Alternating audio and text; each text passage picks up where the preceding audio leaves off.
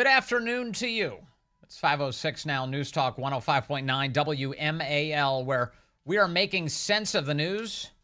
Coming up, Joe Simonson talks to us about the Biden family and cannibals. You can join us, 888-630-9625, 888-630-WMAL. Let me check in on this feed here. Let me see. I think I've got Donald Trump.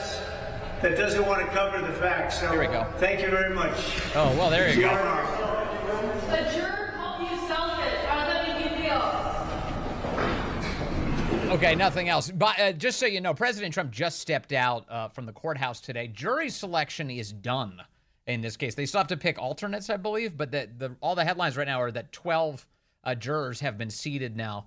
And President Trump stepped out to the microphones in New York City just moments ago, and he had in his hands a huge ream of papers. They were all articles from news outlet after news outlet after news outlet, where there are various legal experts who have all been weighing in to say that this Alvin Bragg case against him is the flimsiest and most corrupt possible thing you could possibly imagine. And he was citing each one: Wall Street Journal, Jonathan Turley, Greg Jarrett. He's reading each one out to the press today. The judge in this case, Merchan, has tried to stop Donald Trump from being able to meaningfully defend himself. He's imposed some sort of overzealous anti-constitutional gag order on the guy. But there he was just a moment ago, stepping out outside of the courtroom and doing the best he can to summon a defense. The whole point of this is to tie Donald Trump up in court for the weeks ahead, possibly, they say, the vicinity of 2 months, and keeping him off the campaign trail. So any more developments, we will let you know. But at the moment, all of the jurors selected in the Alvin Bragg case, 5 alternates, still remain to be picked. It's not the only legal fight, though, going on when it comes to the left's attack on the right. Also, of course, President Trump is a co-defendant down in Fulton County, Georgia. One of the other people who's a co-defendant in that case is my next guest, John Eastman, former attorney for President Trump. He's also a senior fellow at the Claremont Institute, and he joins us now. John, nice to have you with us. Thank you so much, sir. Oh, it's my pleasure. Thanks for having me on your program. It is honestly just remarkable what's happening. I want people to get a kind of a brief summary of who you are and what you've been subjected to. You're a former attorney for President Trump. You gave him legal advice in the wake of the 2020 election on how to handle all of the electoral contests going on at the time. And ever since then, the left has tried to destroy you. Give us a sense of how. Well, you know, I've been the subject of 15 or 16 different actions around the country.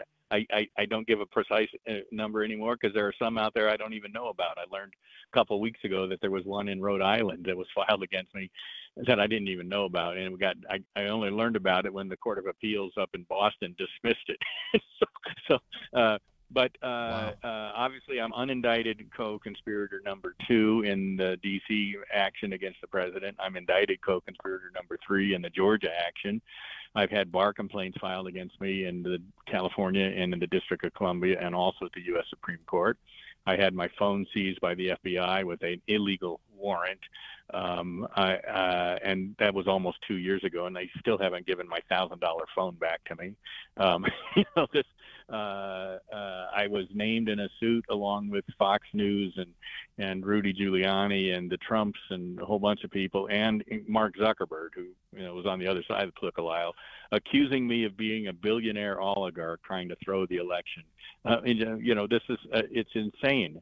And yet they're getting away with it because so many of these courts are accepting frivolous cases and allowing them to proceed. And even if they get dismissed at the end of the day, it's costing people millions of dollars in legal fees to try and fight against this lawfare. So the reason they're going after you is because of the legal advice you gave President Trump. I mean, you advised him and the White House on what kind of maneuvers they might be able to take in the wake of the 2020 election, and as a result, they're criminalizing that. Do I have the summary right? That's the summary. Coming up with legal theories on constitutional interpretation on questions that had never been settled, and advocating for a particular view that I happen to think is the right view, but it's certainly a view that was within the reasonable grounds of advocacy. And my ethical obligation as an attorney is to zealously advocate for my client and my client's position. Yes. With any plausible grounds for legal and factual basis. And we had legal and factual basis for everything we did. But that doesn't matter. The law doesn't matter. This is a lawfare to get Trump, to prevent him from getting on the ballot, to advance democracy. We're going to keep people off the ballot who are likely to win. I mean, this is the utter idiocy of what we're dealing with. The impact on your life has stretched beyond court proceedings, which of course are dominating so much of your time, and I'm certain your finances for that matter. But beyond that, there's also been various organizations that have fired you. You work for a number of organizations. Can you tell us about that? Well, I reached a settlement with my longtime employer, Chapman University, where I was a tenured law professor, an endowed professorship, and former dean, to retire early. I was basically deplatformed from my visitorship at the University of Colorado. All of my classes were canceled on the eve of the beginning of classes, and I was prohibited from being on campus and speaking. So. But my longtime affiliation with the Claremont Institute, where I'm a senior fellow and founding director of its public interest law firm, has remained very staunchly supportive of me because they understand what we're dealing with. We're confronting an authoritarian government that is demanding that everybody bend the knee to false narratives. This is the 75th anniversary year of the publication of George Orwell's 1984. His analysis was correct. He was only 40 years off on the year. But the government demanding that you not only repeat the lies that they're telling you, but that you come to believe the lies they're telling you.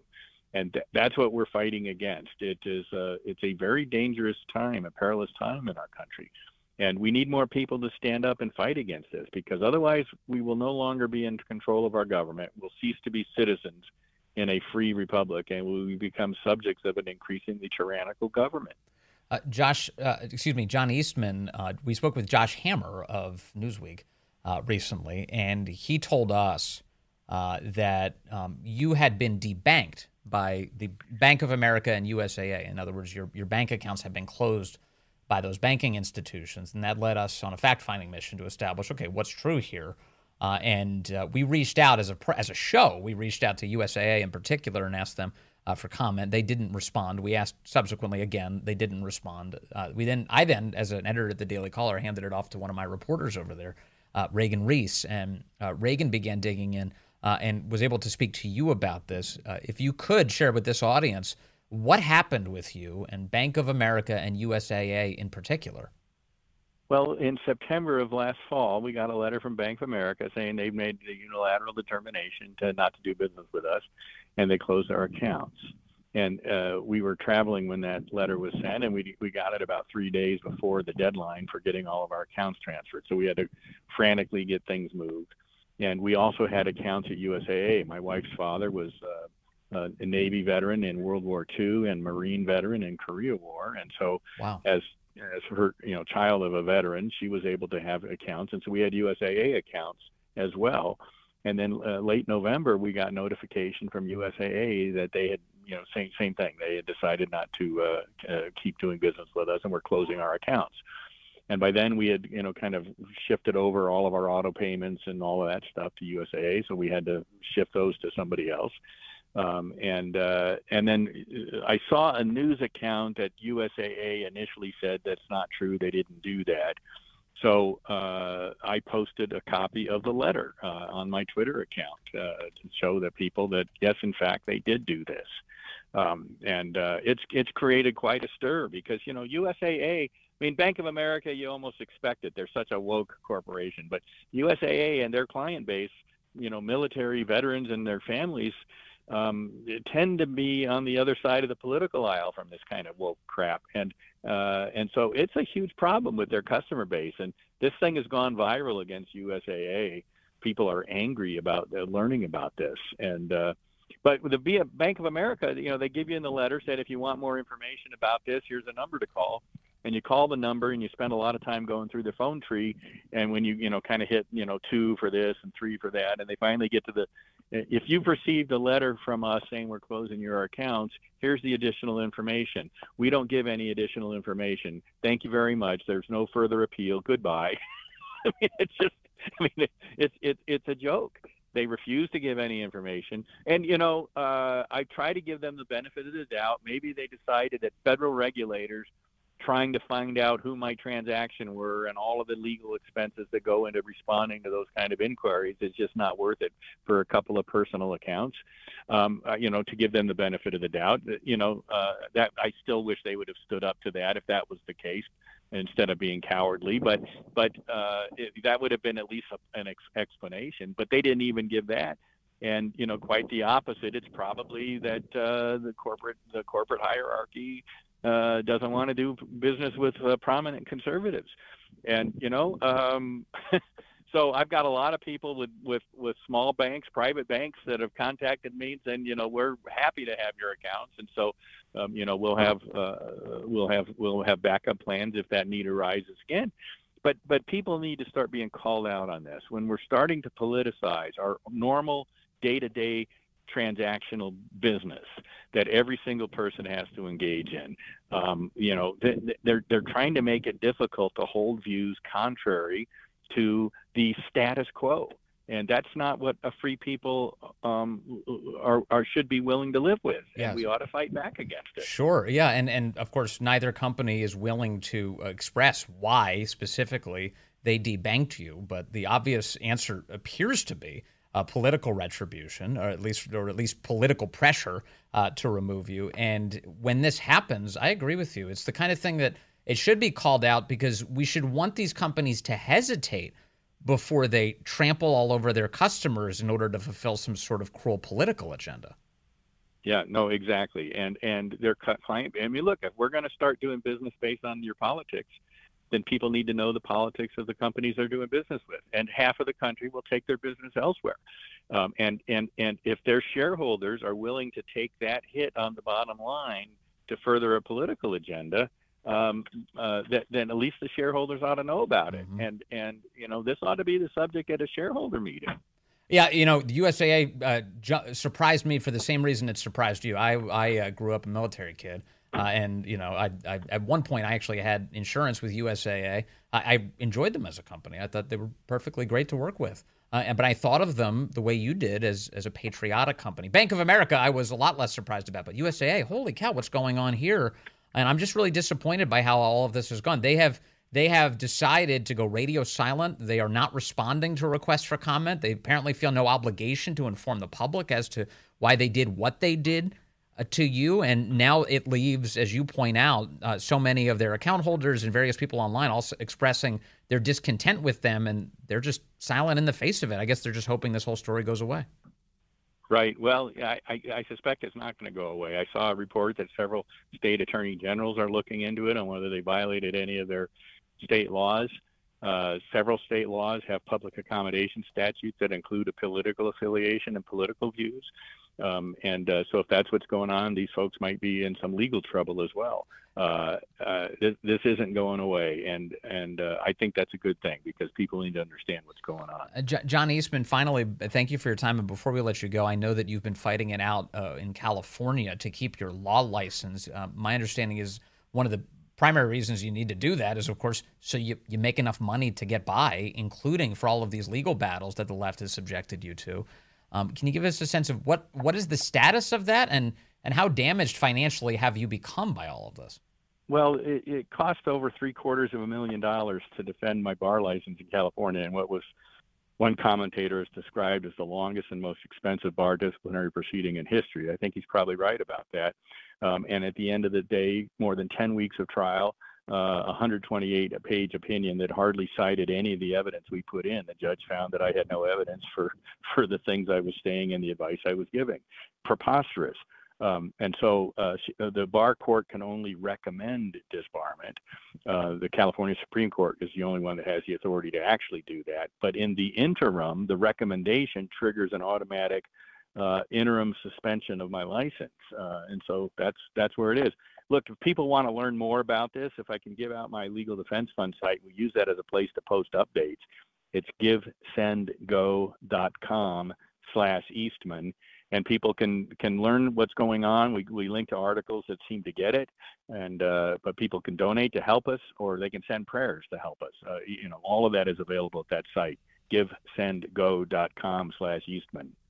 John Eastman, former attorney for President Trump, and now in the thick of it with the American left. John Eastman, thank you very much for your time, sir. Hope we can talk again soon. I have to take a second and just say how great WJLA reporter Nick Minock is. Why is it that, more reporters should sound like this guy? Because if they did, we'd have a better country. Like, actually scrutinize people in power. Take a listen to this report over on WJLA. Several Fairfax County residents are asking the Board of Supervisors to not raise their taxes again this year. We are certain that we cannot afford to expand our family here in Fairfax County. When this resident looked up, she noticed some board members appeared distracted. And I see that a lot of you have been glancing at your cell phones or whatever else might be in front of your screens. However, I've now sat here for an hour and a half, and I would like your attention while I'm speaking. As she continued to speak, Supervisor Dan Stork and Chairman Jeff McKay continued to look down for most of her testimony. After this, 7 News asked McKay and Stork, are they going to give their full attention and eye contact to the people who speak during the budget public hearings? They have not responded. And 7 News asked Chair Jeff McKay and the 9 county supervisors, did Tuesday's public hearing change their minds about raising taxes on Fairfax County residents? And we asked, are they going to reduce their office budgets and give the county back the big raises they received this year since it's a tough budget year? Only Supervisor Pat Harity responded, and he said he supports eliminating the $1.1 million office budget increase for supervisors, and he voted against the pay raise. On taxes, Harity told 7 News this. It's unsustainable, and it's more than our residents are prepared to handle. This isn't the first time droves of Fairfax County residents spoke to the board about increases in property taxes and how the county assesses home values. My house was built in 1944. I have a 1944 kitchen. Guess what? You said my house is worth almost $800,000. If I put my house on the market today, and if I don't get $800,000, will you give me back the money that I've been paying on the taxes? Get 'em. This time last year, Fairfax County residents expressed their concerns about high taxes and the big raises Chair McKay and supervisors ultimately gave themselves. Nick Minock, he's just doing it. He had another report in the last 24 hours that Fairfax County Public Schools has a woman who works as the Chief Experience and Engagement Officer. She makes $239,000. Nick says, what does she do? And they said she creates positive experiences. You know what would create a positive experience? Giving us back $239,000. That would be a good start. Stay with us. We talk about Joe Biden, his family, and the likeliness that they were consumed by cannibals. Hey, good afternoon to you. 5:35 here, News Talk 105.9 WMAL, where we're making sense of the news. You can join us today, 888-630-9625, 888-630-WMAL. Remember Corn Pop? Remember? Joe Biden is so good at the tall tales. It's actually unbelievable. It's his best skill. No one really believes them, but he tells tall tales. Here he is in Scranton yesterday, whipping out a new one. He claims his uncle was probably eaten by cannibals. We called him Uncle Bozy. He was shot down. He was in the Army Air Corps before there was an Air Force. He flew single-engine planes, reconnaissance flights over New Guinea. He had volunteered because someone couldn't make it. He got shot down in an area where there were a lot of cannibals in New Guinea at the time. They never recovered his body, but the government went back when I went down there, and they checked and found some parts of the plane and the like. That was what he said in Scranton. He was so enamored by his own made-up story that he told it again at a Pittsburgh rally later in the day. Back when D-Day occurred, and on Sunday, the next day, my mother's 4 brothers all went down to the recruiting station and joined the military. D-Day was on a Tuesday. Every one of them volunteered. And my uncle, they called him Ambrose Brosey, they called him Bosey. My Uncle Bosey was a hell of an athlete, they tell me, when he was a kid. And he became an Army Air Corps before the Air Force came along. He flew those single-engine planes as reconnaissance over war zones.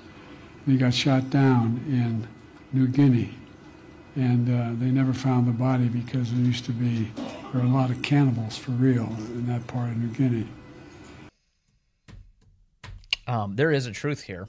Let's navigate towards it with Joe Simonson. He's a senior investigative reporter for the Washington Free Beacon, and he's accustomed to digging through these stories and telling us what's true. Hello, Joe. Good to have you back with us.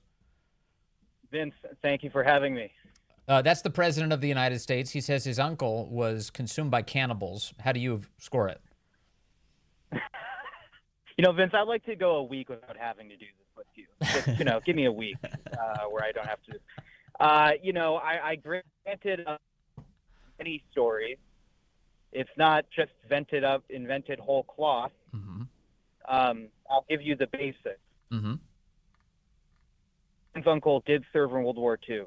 Okay. There were some reports of cannibalism Papua New Guinea during World War II. Mm-hmm.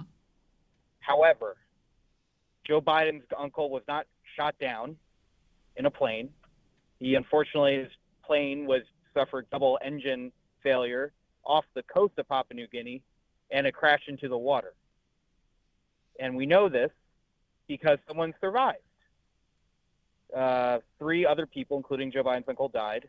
And unfortunately, the bodies probably sank to the ocean floor. Mm-hmm. They were not fished out by Papua New Guinean cannibals, as far as I know, as far as anyone's been able to confirm. In other words, there's official records. About a 5 out of 10. There's official records here that indicate that what he said is completely bogus. So the plane crashed in the water. That is correct. Now there was and I believe in one of the tellings he's done, either in the recorded audio that we just played for you or elsewhere, he had indicated that his uncle was flying the plane.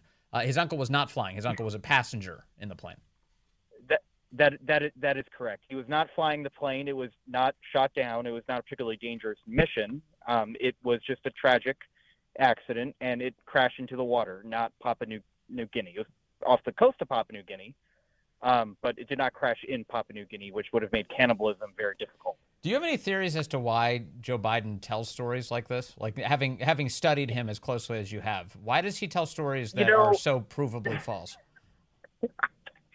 And this one was easy. This one actually took me like 10 seconds. The U.S. military keeps a POW MIA database, and his uncle is there.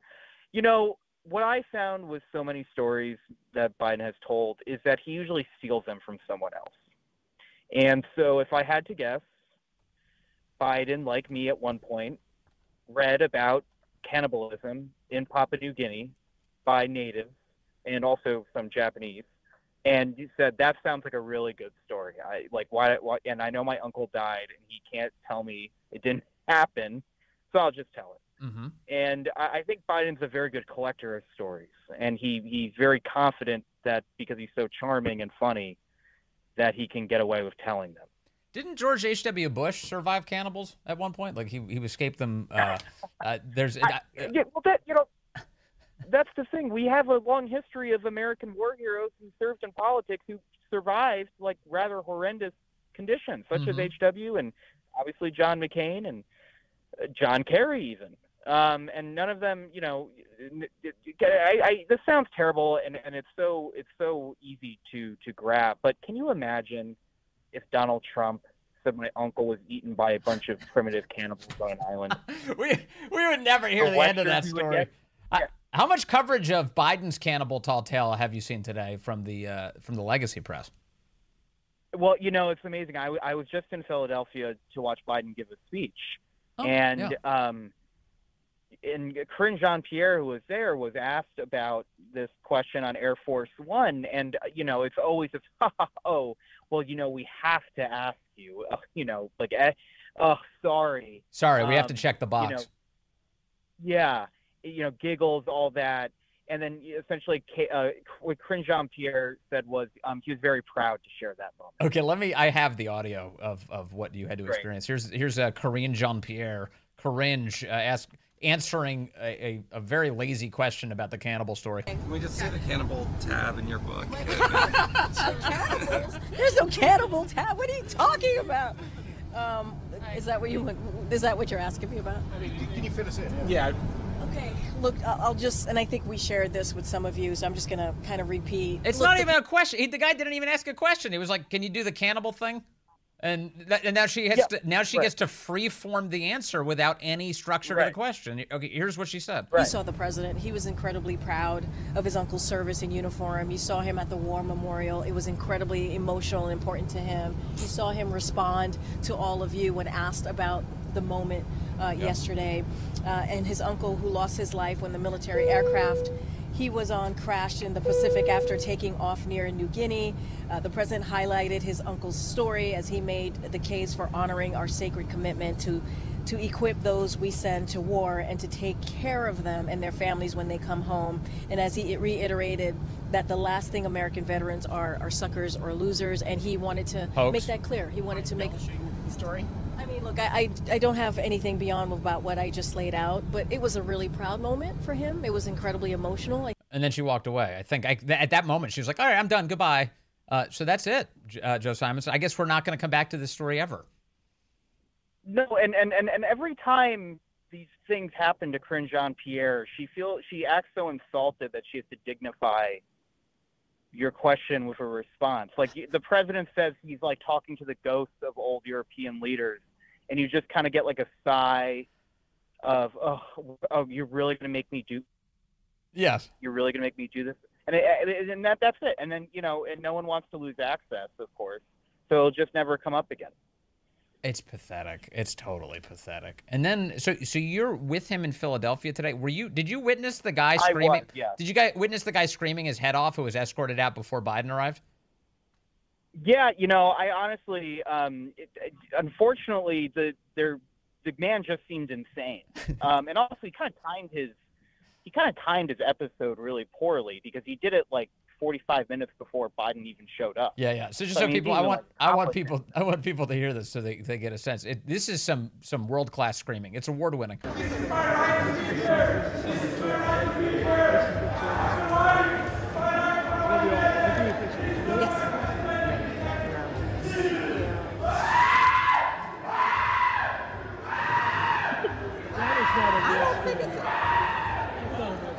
It sounds like he's in heat. I don't. What is that? That was crazy. Yeah, I don't know. I mean, we've all had bad days, then. But there was no political message. I mean, he wasn't even like yelling about Palestine. I think. I don't know how he got in there. I don't know either. Anyway, they escorted him out before Biden walked in. What size was the crowd today? Because the cameras panned to the screaming guy, and I realized when I saw that, I was like, wait a second, this is a room full of like a dozen people. How many people were in there? Yeah, it filled out a little bit more when Biden got up there, but half of the people there seemed to be a member of the Kennedy family, and there's like 500 of them. But I think there were probably maybe 80 to 90. I mean, in Philadelphia, I mean, was not a big crowd. I was texting my editor. I said, this is not a good turnout for a Senate primary event. Yeah. Forget a presidential. Yeah, we turn out a lot more people to the WMAL Free Speech Forum come each year. I believe that. Then Biden turns out at a rally for his reelect. Okay, and then Biden, after his event in Philly today, there's footage of him going to a Wawa because he's in Pennsylvania. You go to a Wawa. Did you go to the Wawa with him by any chance? I did. I was not invited to the Wawa events. Okay, so at the Wawa, there's video footage. I don't know if you've seen by now, Joe, but it's hilarious because just before Joe steps up to the desk, there's all these like White House people. They're all orchestrating the way he's going to be handed his food by the Wawa clerk. And the clerk is told, he's going to hand you a tip. Just take it. That's what they say. And then they shuffle Biden into the room very slowly. He's got the cash in his hand. It's kind of shaking a little bit. And he hands it to the guy, and he takes the food. It's everything's choreographed. It looks like if you had to pick the polar opposite of a Trump retail politic event, it would be Joe Biden going to Wawa today. Well, the whole event today was very bizarre, and I have a story that I think just went up, kind of detailing, what happened today. The whole day was so bizarre. you're in Pennsylvania, you're in Philadelphia. This is like one of the most critical swing states in the country. And you bring out the Kennedys. You're not in Massachusetts. You're not even in New York. And you bring out this like rich family to be like, almost all of us endorse you, minus, of course, RFK Jr., who's running for president. And I was kind of looking around and I was like, who is this for? We're at the Martin Luther King Jr. Community Center, and frankly, not a great neighborhood in Philadelphia. And you bring out these like rich white people who are from like, Martha's Vineyard to say, oh, we really like Joe Biden. And the whole, and then he only ended up speaking for like 9 minutes. Yeah. I just found the whole thing so strange. You don't have a union. You don't have union guys out there. You don't even have like community activists. You have the Kennedys. Yeah, it shows you what they're obsessed with. It's not even the well-being of people in Pennsylvania. It's, oh my God, RFK's on the ballot. RFK, by the way, announced today that he is qualified for the Michigan ballot now. That's a critical swing state. So that's going to be a big problem for Biden. So now Biden's trying to wield his family against him, which is crazy. Hey, one other thing, Joe, was it at the Philadelphia speech today that Joe Biden said this? Listen to this. Are you ready to choose freedom over democracy? Because that's America. Yes. Are you ready to choose freedom over democracy? Because that's America, said Joe. It's like a ChatGPT slogan from like 4 years ago before it got any good. Yeah. It's like if you ask a computer like, or like a Chinese ChatGPT, like think of an American presidential slogan, you get something like that. Yeah, freedom over democracy. What? I don't even. Like, it doesn't even make any sense. It's the latest version of truth over facts. Remember from Joe Biden. Anyway, all right. Well, Joe Simonson and the excellent Washington Free Beacon, sir. I really appreciate your time and thank you for your on the ground reporting, following the man around who just got a milkshake today from Wawa. So great to have you. Thank you. Thank you, Vince. That's Joe Simonson, an expert on both Biden tall tales and cannibalism. Which comes in really handy today. A unique skill. Back to the phones we go. Line 3, Donnie calling in from Alexandria. Now, Donnie, good afternoon. You're on the Vince Colonnade Show. Hey, Vince. Thank you very much. You gotta play that lunatic back to back with the famous Howard Dean "I Have a Scream" clip. It's they must be related somehow. That was so funny. This scream at a Philadelphia Biden rally today. As Joe Simonson pointed out, the guy timed it poorly because he started screaming about 45 minutes in advance before Joe Biden got there. Maybe Joe Biden was super late and, he just wanted to get it out while he had a chance. Here's the scream. It is, honestly, I was laughing out loud. And I do hope that if he's in sort of some mental distress that he gets help, but it was an amusing sound. That's what a Biden rally sounds like. But as you point out, Howard Dean once famously screamed, "And then we're going to Washington, D.C. to take back the White House." Yeah, I can see it. I can see the relation, Donnie. That's not too bad. Yeah, it works pretty well. In fairness, he can't be expected to know how long Biden's nap is going to last. Yeah, that's right. The man had places to go. He had the other places to be screaming, and Joe Biden just got there really late. Thank you, Donnie. Yeah, no, I adore that audio, so we're gonna have to hold on to that. That's pretty great. Also, Biden's been making all these visits to Pennsylvania in the hopes that he can win that state. And he went to Pittsburgh yesterday, and outside of his event in Pittsburgh, it seems the right has begun. I imagine these are conservatives. Maybe they're not. Maybe they're lefties who are abandoning the left. But they are doing the hey, hey, ho, ho chant, this time against Biden. I'm doing here what I believe to be... Oh, wait a second. That's Speaker Johnson. That's not who I'm looking for. That's because we have a clip mislabeled. That's what that is. There was a hey, hey, ho, ho, Bidenomics has got to go, which I adore. That's really funny. And it makes sense, too, because I just saw a report today that EVs, you see all these EV companies? They're laying everybody off. They keep laying everybody off. That company, Rivian, you ever see their trucks on the road? They're really kind of cool looking, but apparently nobody's buying the vehicles. They're laying everybody off. Tesla, it was announced this week. They're laying people off. And that's sad. So maybe the government should get out of the business of trying to force people to buy stuff. Just to start. Bidenomics ain't exactly working.